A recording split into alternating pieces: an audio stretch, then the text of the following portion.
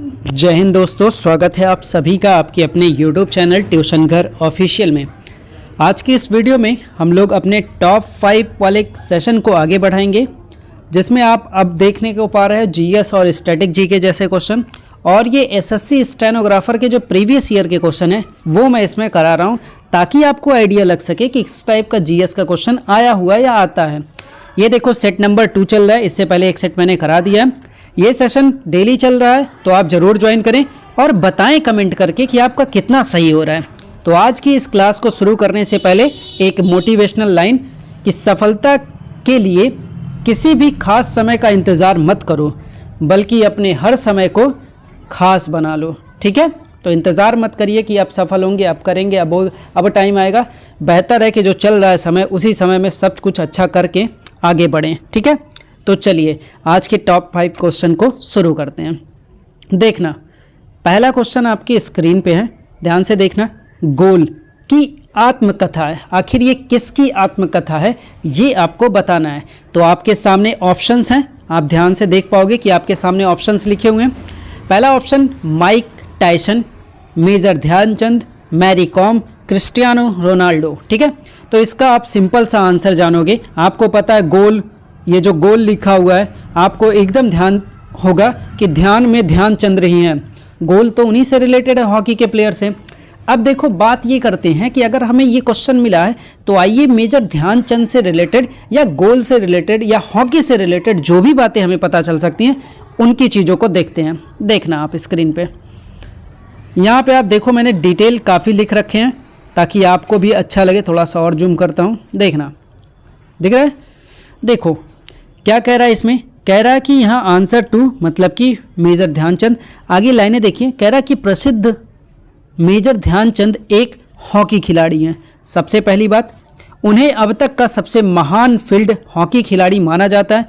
Major Dhyanchand को ही क्या बोला जाता है? द विजार्ड बोला जाता है। क्या बोला जाता है? द विजार्ड के नाम से भी जाना जाता है। उन्हें हॉकी में 3 ओलंपिक स्वर्ण पदक मिले। क्वेश्चन पूछा जा सकता है कि कितने ओलंपिक स्वर्ण पदक मिले हैं, तो भाई 3 मिले हैं। 1928 में, 1932 में और 1936 में, तीनों बार लगातार। ठीक है, आगे देखो, अर्जित करने के अलावा उनके असाधारण गोल स्कोरिंग के लिए याद किया जाता है। राष्ट्रीय खेल दिवस भी इन्हीं के नाम से 29 अगस्त मेजर ध्यानचंद की जयंती पे मनाई जाती है। क्लियर है? एक फैक्ट यहाँ पे और लिखा है, ये भी बड़ा काम का फैक्ट है, देख लेना, मैं यहाँ पे दिखा रहा हूँ। कह रहा है कि अगस्त 2021 में वर्तमान भारत सरकार ने क्या किया था, भारत में खेल के क्षेत्र में दिए जाने वाले इस सर्वोच्च पुरस्कार राजीव गांधी खेल रत्न पुरस्कार जो दिया जाता था उसका नाम बदल करके क्या कर दिया गया, मेजर ध्यानचंद खेल रत्न पुरस्कार। और इसमें लगभग आपको 25 लाख रुपए अवार्ड में दिए जाते हैं। इतनी बातें आपको ध्यान रखनी है। आगे बढ़ते हैं। अब अगला क्वेश्चन आपकी स्क्रीन पे है, देखना। कह रहा है कि इंडिया गेट, जिसे अखिल भारतीय युद्ध स्मारक भी कहा जाता है, पहले तो यही याद कर लो। ठीक है, को किसने डिज़ाइन किया था? फेडरिक फॉरेस्ट ने किया था, जॉन टेलर ने किया था, चार्ल्स कॉरी ने किया था, या एडविन लुटियंस ने किया था? ये आपको बताना है। तो जब आप देखोगे तो बार बार आपके मन में एक ही नाम आ रहा होगा कि जितना भी इंडिया में डिज़ाइन किया गया है अंग्रेज़ों के ज़माने में, लुटियंस का नाम ही बार बार आया हुआ है। तो यहाँ भी सही है, एडविन लुटियंस। आइए एडविन लुटियंस से रिलेटेड कुछ चीज़ें जान लेते हैं। ठीक है, देखो यहाँ मैंने कुछ चीज़ें ऐड करवा रखी हैं, तो आप देखोगे बढ़िया सा एकदम सब कुछ लिखा हुआ मस्त एकदम तैयार करिए। ठीक है, देखो एडविन लुटियंस जो हैं, सर एडविन लैंडसीर लुटियंस का जन्म कब हुआ था? 29 मार्च 1869 को हुआ था। ठीक है, इनकी मृत्यु हो गई थी 1 जनवरी 1944 में। वह एक अंग्रेज यह जो थे अंग्रेजी वास्तुकार थे जो अपने युग की आवश्यकताओं के लिए पारंपरिक स्थापत्य कला के कल्पनाशील रूप में अपनाने के लिए जाने जाते थे। यहाँ तक अभी कोई क्वेश्चन नहीं है, आगे बढ़ो। उन्होंने कई अंग्रेजी देश के घरों, युद्ध स्मारकों और सार्वजनिक भवनों को रूपांतरित किया है। अपनी जीवनी में लेखक क्रिस्टोफर हसी ने लिखा है कि अपने जीवन काल में लुटियंस को व्यापक रूप से ब्रेन के बाद से हमारे सबसे महान वास्तुकार के रूप में माना जाता है। यहाँ तक भी अभी आपका कोई सवाल नहीं है। आगे देखो, स्थापत्य इतिहासकार गेविन स्टैम्प ने उन्हें निश्चित रूप से 20वीं या किसी अन्य शताब्दी का सबसे बड़ा ब्रिटिश वास्तुकार भी वर्णित किया है। ये भी अभी अपना क्वेश्चन नहीं है, लेकिन ये नाम याद रखना। इंडिया गेट को सर एडविन लुटेंस ने रूपांतरित किया था, ये हमारा क्वेश्चन था। आगे बढ़ो, कुछ चीज़ें और अभी मिलेंगी, ठीक है। देखना लिखा हुआ है यहाँ पे कि यह प्रथम विश्व युद्ध में शहीद हुए ब्रिटिश भारतीय सेना के सैनिकों का युद्ध स्मारक है, ठीक है। कौन? India Gate. एडविन लुटेंस ने वायसराय हाउस, जिसे इस समय राष्ट्रपति भवन बोलते हैं, ठीक है, जैसी विभिन्न इमारतों को क्या किया था? रूपांतरित किया था, जिसे अब हर्बर्ट बेकर के साथ राष्ट्रपति भवन के रूप में जाना जाता है, ठीक है। हर्बर्ट बेकर के साथ उन्होंने क्या किया था? एडविन लुटियंस और हर्बर्ट बेकर दोनों ने क्या किया था? राष्ट्रपति भवन को डिजाइन किया था। लेकिन एक मेन नाम जो होता है वो एडविन लुटियंस का ही रहता है, ठीक है। याद आपको एडविन लुटियंस ही रहने चाहिए। उनके अद्भुत काम के कारण नई दिल्ली के एक क्षेत्र को लुटियंस दिल्ली के नाम से भी जाना जाता था, ठीक है। भारतीय संसद भवन को 1912, संसद भवन भी इन्होंने ही डिजाइन किया था, ठीक है। 1912 में ब्रिटिश वास्तुकार एडविन लुटियंस और हर्बर्ट बेकर द्वारा रूपांतरित किया गया था। ध्यान रखना दोनों ने किया था, लेकिन बार बार नाम किसका आता है? एडविन लुटियंस का। इसका निर्माण 1927 में पूरा हुआ और उद्घाटन समारोह में भारत के तत्कालीन वायसराय लॉर्ड इरविन द्वारा किया गया था। इसे वैकल्पिक रूप से संसद भवन कहा जाता था। वैकल्पिक रूप में तब राष्ट्रपति भवन को संसद भवन कहा जाता था। अभी फिलहाल नया संसद भवन बन गया, उसके अलग सब कुछ है, उसको आप देखिएगा। पेपर में अभी हाल ही में पूछा था कि संसद भवन का उद्घाटन किसने किया था? तो भैया प्रधानमंत्री मोदी जी ने। आगे चलो,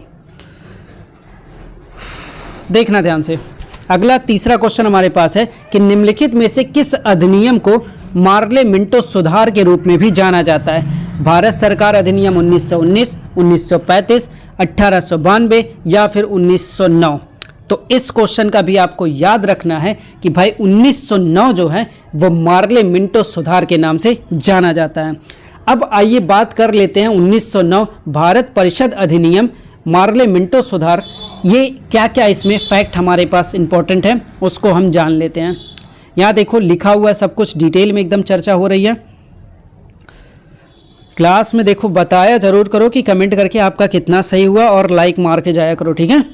देखना ध्यान से, कह रहा है कि 1909 का भारत परिषद अधिनियम जिसे मार्ले मिंटो सुधार कहा गया, यहीं से आपका क्वेश्चन का आंसर हो गया। लेकिन कुछ बातें और, पहली बार मुस्लिम समुदाय के लिए पृथक प्रतिनिधित्व का उपबंध किया गया था, पृथक प्रतिनिधित्व का उपबंध किया गया। इसके अंतर्गत मुस्लिम सदस्यों का चुनाव मुस्लिम मतदाता ही कर सकते थे। भारत सरकार अधिनियम के तहत पहली बार विधायिका में कुछ निर्वाचित प्रतिनिधित्व की मंजूरी दी गई। इस प्रकार इस अधिनियम ने सांप्रदायिकता को वैधानिकता प्रदान की, ठीक है, और लॉर्ड मिंटो को सांप्रदायिक निर्वाचक का जनक माना गया। बहुत इंपॉर्टेंट ये सब लाइनें हैं, जरूर याद रखना, ठीक है। आगे, भारतीयों को भारत सचिव एवं गवर्नर जनरल की कार्यकारिणी परिषदों में नियुक्ति की गई। केंद्रीय और प्रांतीय विधान परिषदों में पहली बार बजट पर वाद विवाद करने का, सार्वजनिक हित के विषयों पर प्रस्ताव पेश करने का, पूरक प्रश्न पूछने और मत देने का अधिकार पहली बार मिला, ठीक है। प्रांतीय विधान परिषदों की संख्या में भी वृद्धि की गई। सत्येंद्र प्रसाद सिन्हा वायसराय के कार्यपालिका परिषद के प्रथम भारतीय सदस्य बने, उन्हें विधि सदस्य बनाया गया था। यहाँ तक अभी कुछ नहीं है, ठीक है, आगे बढ़ते हैं। इस अधिनियम के तहत presidential corporation, chambers of commerce, विश्वविद्यालय और जमींदारों के लिए अलग प्रतिनिधित्व का प्रावधान किया गया। आपको यहाँ दो तीन बातें ध्यान रखनी है। मार्ले मिंटो सुधार 1909 अधिनियम, पृथक प्रतिनिधित्व का उपबंध किया गया मुस्लिमों के लिए, सांप्रदायिकता को वैधानिकता दी गई और सांप्रदायिक निर्वाचन के जनक लॉर्ड मिंटो को माना जाता है। आगे बढ़ते हैं, 4th नंबर क्वेश्चन पे अब हम आ गए हैं। देखो बीच में मैं ये भी बताता हूँ, अगर आपको एसएससी स्टेनोग्राफर के लिए क्लासेस ज्वाइन करना है दोस्त, तो आप क्या कर सकते हो, आप ये बैच ज्वाइन कर सकते हो। आप देख सकते हो यहाँ पे कंप्लीट बैच भी चल रहा है, जिसमें आपके इंग्लिश, रीजनिंग, जीएस की क्लासेस चल रही हैं। साथ ही साथ अगर आपको केवल जीएस में ही प्रॉब्लम है, जीएस को ही पढ़ना चाहते हैं, तो आप ये बैच ज्वाइन कर सकते हैं इंडिविजुअल, ठीक है। चलिए, और कोई अगर प्रॉब्लम हो तो आप दिए गए नंबर पे भी व्हाट्सअप कर सकते हो 9628740733 पे। चलते हैं अब अगले क्वेश्चन पे। अगला क्वेश्चन आपकी स्क्रीन पे है, देखना ध्यान से। क्वेश्चन है कि लिम्बाराम, ठीक है, लिम्बाराम किस खेल से संबंधित हैं? बैडमिंटन से, तीरंदाजी से, एथलीट से, पोलो से। आखिर ये किस खेल से संबंधित है? ये क्वेश्चन पूछा गया पेपर में। लिम्बाराम, ये सब ऐसे ऐसे नाम आ जाएंगे ना, आप एकदम दंग रहेंगे, अरे यार ये कौन सा नाम आ गया, ठीक है। तो लिम्बाराम किससे संबंधित है? तीरंदाजी से। सेकंड नंबर ऑप्शन यहाँ पे सही है। आइए कुछ खेल से रिलेटेड बातें भी हम ध्यान रखते हैं, ठीक है। देखना आप यहाँ पे देखो, आगा का कप कई बार पेपर में पूछा गया, तो ध्यान रखना ये हॉकी से रिलेटेड है। आगा खां कब किससे संबंधित है? हॉकी से। ब्रेस्ट स्ट्रोक, ठीक है, ब्रेस्ट स्ट्रोक भी संबंधित है किस खेल से? तैराकी से।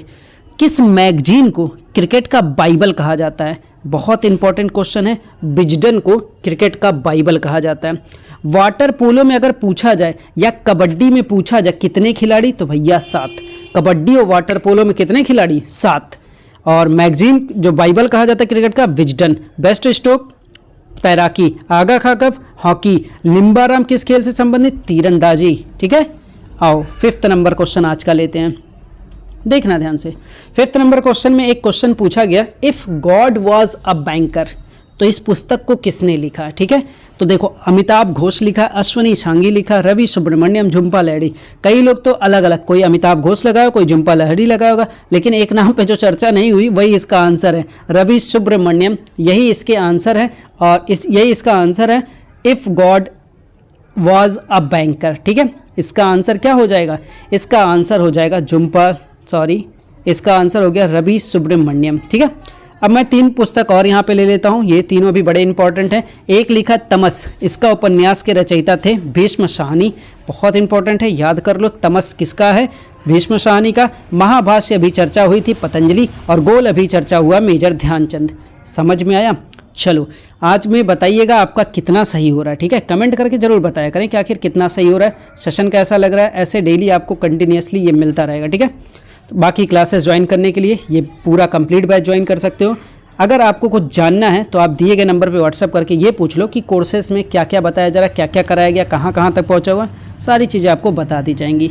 आज की क्लास में इतना ही। कमेंट करके बताइए कितना सही हो रहा है। टेक केयर, जय हिंद।